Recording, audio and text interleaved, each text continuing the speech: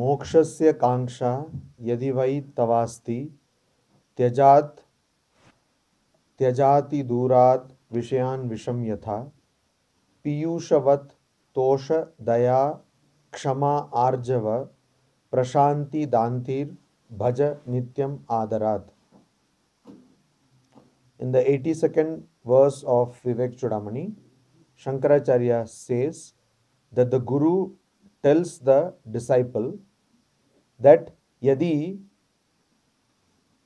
tava mokshasya kanksha asti, if you have kanksha or desire of moksha, of liberation, if you have desire for liberation, yadi tava mokshasya kanksha asti, if you have desire for liberation. What is moksha? Liberation. What is liberation? The idea that now I don't need to suffer anymore in this world. The idea that I don't need to enjoy in this world. All of us are unanimous that we don't need to suffer in this world. That everyone will agree. All of us will agree on that we don't need to suffer. But we would not agree that we don't need to be happy or that we don't need enjoyment. That thing we will not accept. That we will not agree upon. Why so?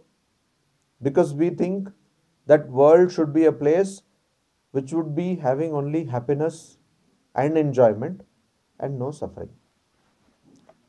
So mostly when we say that we don't want suffering, it is because we suffer. If we are happy, if there is no suffering, then we wouldn't say that. Kabir Das very famously said, Dukh mein sumiran sab kare, sukh mein kare na koi, jo sukh mein sumiran kare to dukh kahe ko hoy. That people think of God, pray to God only in times of misery. They don't think of God when there is happiness. Had people prayed to God when there was happiness, there would have been no misery at all. The idea is that this misery and happiness are two sides of the same coin. If you get one, if you buy one, you will get one free. If you purchase happiness, you will get suffering. And if you purchase suffering, if you go for suffering, you will get happiness also. Swamiji says, as it has been told in many other scriptures, that it is a bondage, it is a chain. The happiness is a chain of, or good deeds causing happiness is a chain of gold, and bad deeds causing misery is a chain of iron. But they are chain, no doubt. All the same, they are chains and they cause bondage. So when somebody says, I want moksha,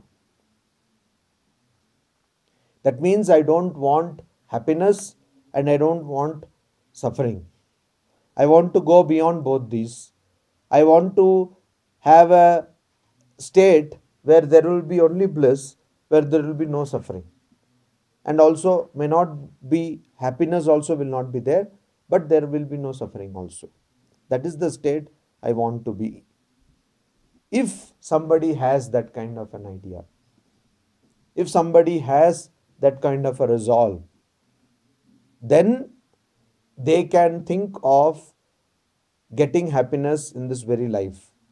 Happiness again, which does not have a counterpart in the form of misery. Only those people can think of getting a blissful condition, experiencing a blissful condition even in this very life. So moksha means that it is enough. Enough of this coming again and again to this world, and enough of taking birth and again dying.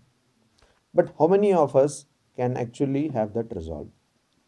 So the first condition which the Guru says here is, if you have moksha, if you have desire for moksha, if you have desire for moksha, if you have desire for liberation.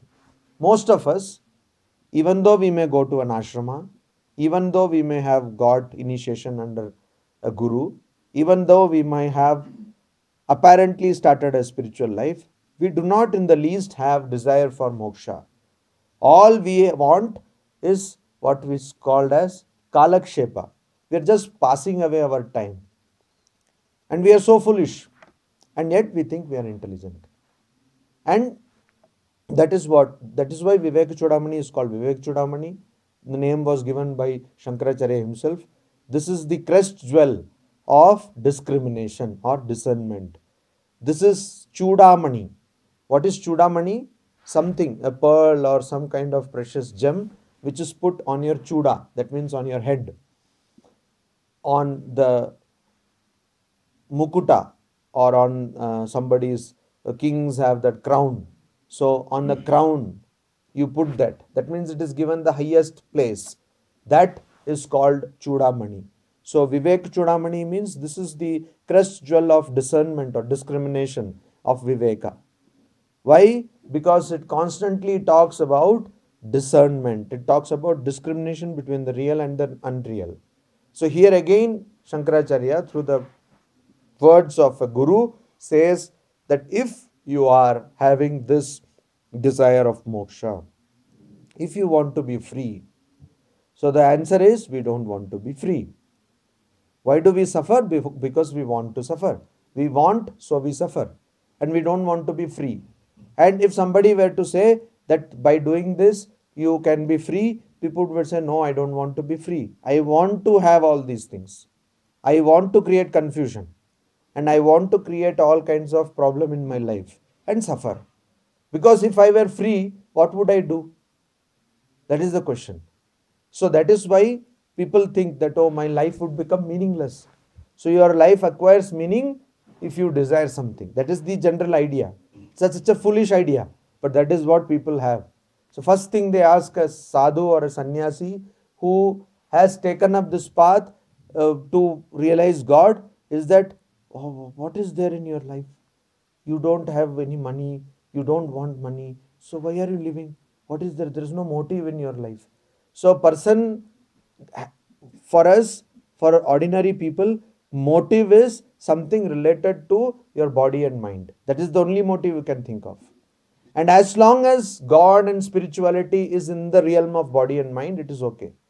As long as God is somebody to whom you can go and say that my child has appeared for Madhyamik Parikha or 10th examination, please make the child pass, that is okay. As long as you can go to God and say that get me this promotion or appraisal, that is okay. But you don't want to be free from this. So we are all in this kind of bondage. Even for a fleeting second, we don't want to think that we will be free of this. And all our ideas of love, care, affection is based on bondage. It is stupid if we think, it is actually foolish if we think that we love. We cannot love. All we can do is be bound. So the wife is bound to the husband, husband is bound to the wife, the girlfriend is bound to boyfriend, etc., etc. Mother is bound to her children. Children are sometimes bound to their parents, because nowadays not every time they are bound to their parents. Sometimes they are bound to the parents, etc. And this is what happens. So mokshasya kanksha yadi vai tavasti. If you have the desire for moksha, means that if you don't have desire, I have no business to do with you. You get out. There is nothing you can learn. If you don't want to cook, no matter how many Taral show you attend, no matter how many cook books, recipe books you get, you will not be able to cook. So many people in their house, they have servants. So they cook. They don't cook. Once I was invited by somebody and that person was constantly giving instructions to two people who are cooking. And then I said, what? तुमने क्या बनाया? So ना मैंने बोला ना. So the logic is that it is easier to do the job yourself, very difficult to get it done. So the logic is that, see, whatever I got it done was actually my capability. So there are people like that. They will not do anything. They get things done and then they think they have cooked. So similarly, liberation, if you don't want, then spiritual life has no meaning for you. That is the first condition. You should have the desire for liberation. Mumukshutva. Mumukshutva. And why should you have that desire? Because everywhere, again and again, it has been told by so many people across centuries, across religions, across belief systems, faith systems, across the world. It is not that Hinduism is telling that, Christianity is telling that, Islam is telling that. Everyone is telling that. Everyone wants to get rid of suffering. So, if you want to get rid of suffering, then only religion has any meaning to you. Otherwise, religion is meaningless. And suppose you have this rare quality of desire for liberation, then what you should do? Tyaja ati durad vishayan visham yatha. From a distance, from a long distance, from far, what you have to do? Tyaja, give up. Ati durad. From a big distance, you give up what? Vishayan. All the sense enjoyments. And how should you think and give up? Visham yatha. Just like you will give up poison. If you know that there is a snake, say 1 kilometer away, you will not go near it. You will not go near it. And if you accidentally come across a snake, you will try to run also. Run away. Visham. It's like snake because it is poisonous. It may bite you. It may not even bite you, but the fear of the poison, that will make you run away as far as possible from that snake. So similarly, you have to give up all these vishayan, all these sense enjoyments, sense objects. You have to give up. Without giving up sense enjoyment, you cannot attain a blissful state. You cannot attain a suffering-free state. Whenever this thing is told, people say, oh, it is so old idea. Now we have modern day gurus. What are these gurus? They say, don't worry, you enjoy. They are like modern day doctors. What does a modern day doctor do? Doctor, if you have triglyceride, the doctor will not prescribe, will not say that don't eat this type of food. The doctor will not say, that is so out of fashion. The doctor will say, you carry on. You take this one tablet. And whenever you feel that you have gone to, in fact, there are doctors, plenty of them, who say that whenever you go to a marriage feast, then you take one extra dose. So you go and eat, but you take this extra dose. So you will not have triglyceride. Everything is under control. You go and you enjoy, and this will be in control. What the doctor does not say, even medically, is every time that you take the tablet, your liver is being destroyed. That the doctor will not say. Because if he or she says, then that particular part of the program will not be taken care of. So once after 15-20 years, your liver has been completely destroyed, then the doctor says, don't worry, I will take care of that. So another something you take. So this is what doctors do. And similarly, there are modern age gurus who say that don't worry, you are in the world. How can you not enjoy? How can you not enjoy? So it is so pathetic and so out of fashion and so not done to say that don't enjoy. So enjoy. And don't worry. Do these things, you will get God. Because he is also clueless what is God. He totally does not know what is God. He is telling that why? Because he has given so much money to the event managers. He has invested so much, and then he wants the return out of the business. So which business will tell the customer that don't come to me? So every business will tell that you come here and I will give you what you want, not what you should have. Shreyaha Preyaha. Have you watched Matrix? Matrix? Okay. You have watched Matrix. So you are aware of that blue pill and red pill. You are aware. So, Shreyah, Preyah. The preferable and the pleasurable. There are some things which is good for us, some things which are good for us, and something which we feel good about. So what we should choose? We should choose that which is good for us over things which we feel good about. We should choose the preferable over the pleasurable. So we should choose the red pill or the blue pill. If you don't know already, it is a phrase which is used in standard English now. It is there in all the dictionaries, the blue pill and the red pill. So we should choose the blue pill, and that is what we should do. But as again, to borrow from Matrix, ignorance is bliss. So we don't want to, go into all that problem. And so somebody comes and says, don't worry, you enjoy your life and you do this particular, some kind of gymnastics and some pranayama or something, and you will attain to God, and we are so happy. And for that we will give how much? 10,000 rupees, 50,000 rupees, and we are clueless about anything. And whether we become, just like the doctor has become wealthy and wealthy, whether we become spiritually fulfilled or not, that person, that guru, will become wealthy. But that is a foolish thing to say, because it is impossible. It is impossible. Swamiji says, man cannot worship God and mammon at the same time. It is impossible to worship God and mammon, or God and devil. It is impossible.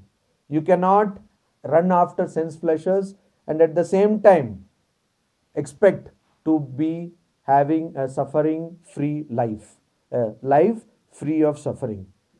Swamiji says in another place, if I don't get Rama, will I run after Shama? In Bengali he says, Shama means sense enjoyments. So if I don't get Rama, will I run after all women and gold? I will not. I will not. I will give up this one life and try to attain that particular state. So ati durat vishayan visham yatha visham tyaja. You give up this, all these sense enjoyments from a far distance, just like you will give up poison. You should do that. And how can you do that? By not having desires. By not having desires. And again, how will you not have desires? You should have piyushavat. You should have the qualities which I am going to tell you, which are like piyusha, which are like nectar, like amrita. So it gives you a new life. It makes you immortal. So these qualities are something which make you immortal. And what are these qualities? First, tosha, contentment. First, you should have contentment. If you are trying to do something, and if the floor on which you are standing is constantly shaking, constantly trembling, constantly moving. There was earthquakes. So when there is earthquake, if you are standing, the floor itself is moving. The land under your feet itself is moving. Then can you do anything? You cannot do. Suppose a car is going on a road, and let us suppose that the road is also moving and the car is also moving. Will there be motion? There will be no motion.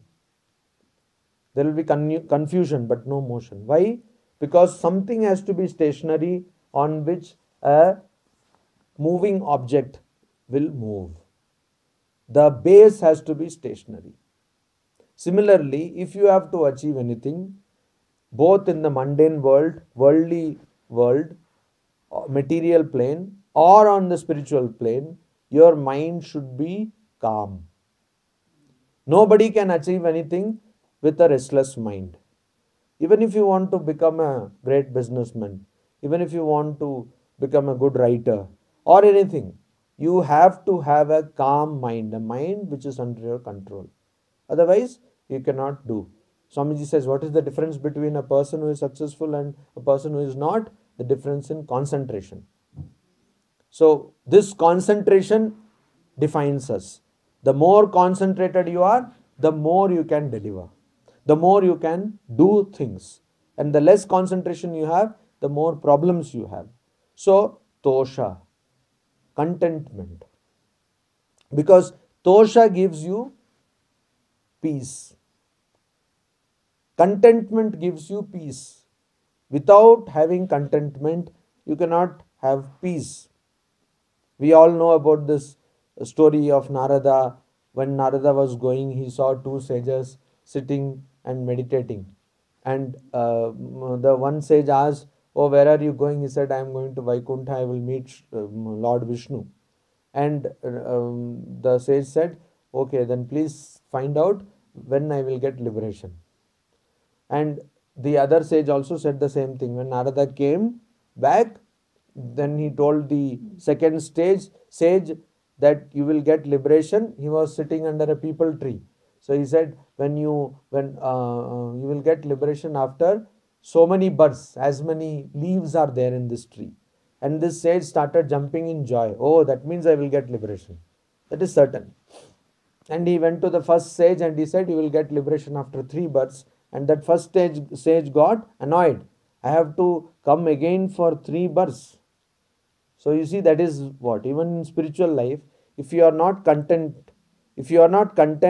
then you will have lot of problems. Your mind will be restless. Tosha. There is a contradictory thing, apparently contradictory. In the beginning it is told mokshasya kanksha. That means mumuksha, desire for liberation. Who gets desire for liberation?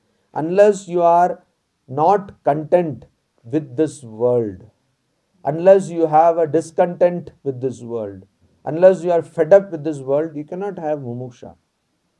But at the same time, in the third line he says tosha. That means you should be content. So you should be content with what is real. You should be content with whatever is being told about real. And you should be not content with unreal things. You see, you should, suppose a guru says, you practice this and slowly progress will come. You should be content with that. But at the same time, you should not be content with worldly sense pleasures. So here you should show discontent and there you should show contentment. Piyushavat. They are like Amrita, Piyusha. Then you should have Daya, forgiveness, the quality of forgiveness. The quality of compassion. Daya, the quality of compassion. You should have compassion towards all living beings. You should have compassion towards all living beings. Why? Because essentially there is no difference between you and the other living beings. So you should be compassionate. Daya. And then Shama, forgiveness. Why should you be forgiving? Because till you are in this realm of ignorance, till you think that you are the body and mind, you will do mistakes. Till you think yourself to be body and mind, you will do mistakes. Now what happens when a person comes to spiritual life in the beginning?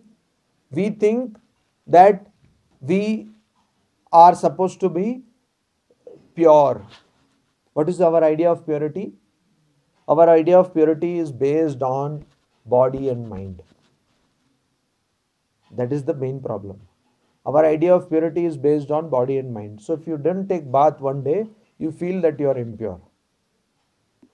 If some bad thought has crossed your mind, you feel you are impure. But you are not the body and the mind. That is not your personality. So the whole idea of purity and impurity is based on body and mind. That is why Holy Mother chastises that aunt who constantly, so somebody will touch, she will go and take bath. Somebody will not touch, she will go and take bath. Shuchi. So this constant thinking of purity, based on what? On a physical plane.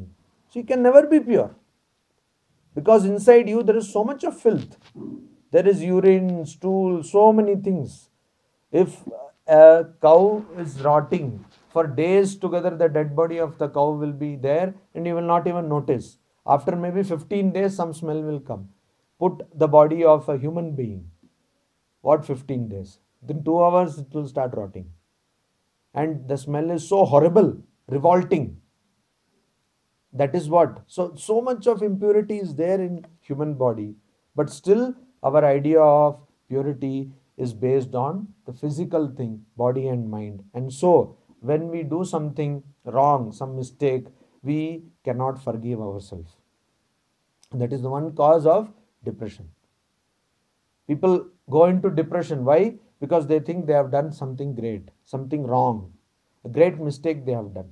But you will do that mistake. That's why Swamiji so famously said, man does not progress from error to truth, but from lower truth to higher truth. So this we have to understand. You will do mistakes. So the goal should not be on brooding over our mistakes, but the goal should be on understanding our true personality, our divine personality. So that is why we should be forgiving, because then you will be forgiving towards you also. And Arjava. Arjava means not being crooked. So all of us are crooked. How many of you speak truth all the time? All of you do, no? None of you do. No, honestly, nobody speaks truth all the time. Nobody. Abhini. Really? না কেউ বলে না সবসময় সত্যি কথা বলবে না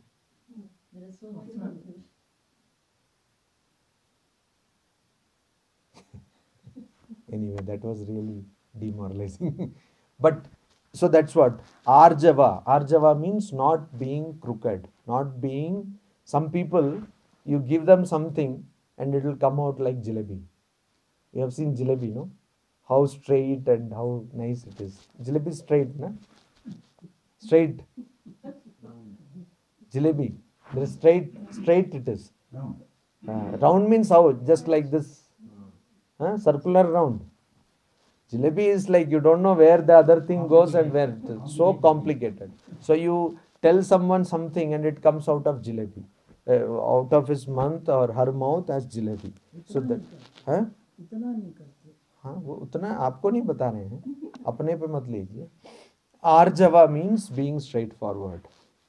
Being straightforward. If you are not straightforward, spiritual life is not for you.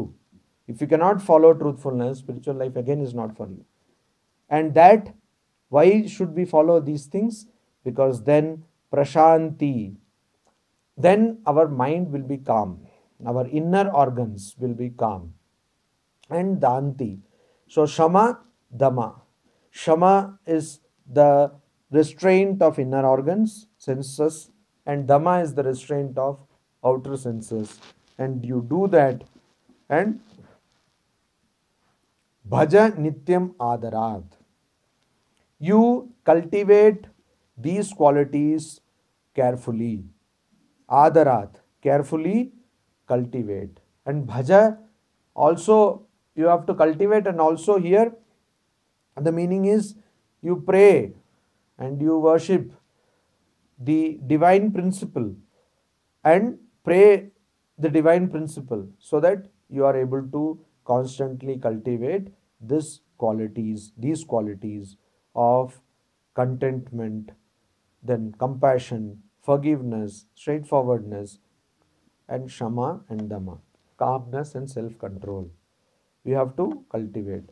Unless you cultivate these qualities, you will not be able to attain complete freedom from suffering. Om Shanti Shanti Shanti. Hari Om Tat Sat. Any questions?